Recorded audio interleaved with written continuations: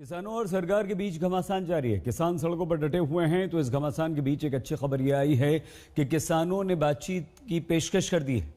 बातचीत की बात मान ली है, लेकिन साथ ही कुछ शर्तें रख दी हैं, जिन्हें लेकर ये पूरा घमासान चल रहा था।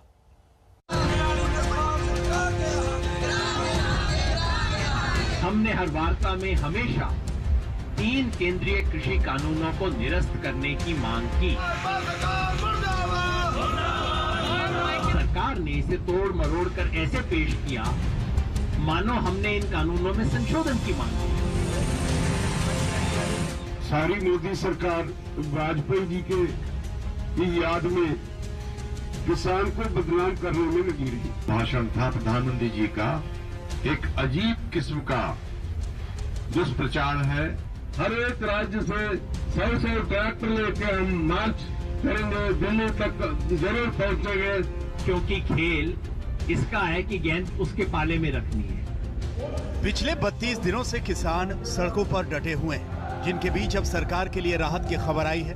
किसान नेताओं ने सरकार की चिट्ठी के जवाब में चिट्ठी लिखी, प्रस्ताव के जवाब में प्रस्ताव भेजा, लेकिन अच्छी बात ये रही कि गतिरोध टूटने के संकेत दिए।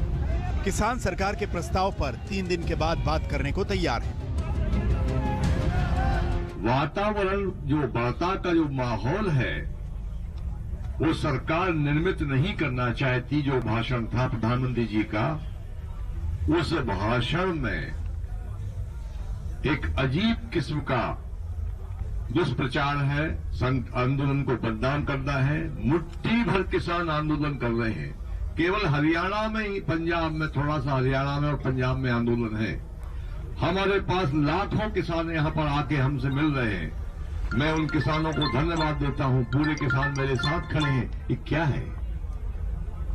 जो किसान आपके साथ खड़े दिखाई दे रहे हैं, उनके हमने फोटो देखे हैं, वो कीटनाशक कंपनियों के कर्मचारी हैं। आपको किसान भी नहीं मिल पा रहे हैं। किसान बातचीत को तैयार हैं, लेकिन ये बातचीत शर्तों के साथ होगी, जो किसानों ने सरकार को लिखकर भेज दी है कि 3 कृषि कानूनों को रद्द करने के लिए अपनाए जाने वाली क्रियाविधि पर पहले चर्चा हो।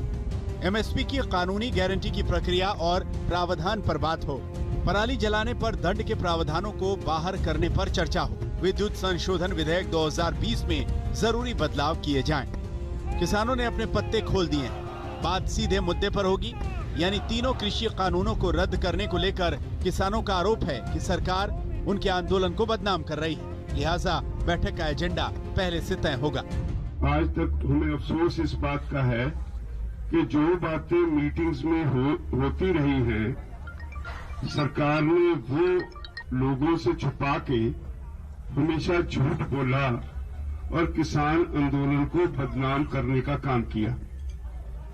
इसीलिए हमने चिट्ठी के शुरू में ही कहा कि सरकार से उम्मीद नहीं की जा सकती कि वो आपकी तरह झूठ बोले, और सरकार से उम्मीद होती है जो है वो बोले।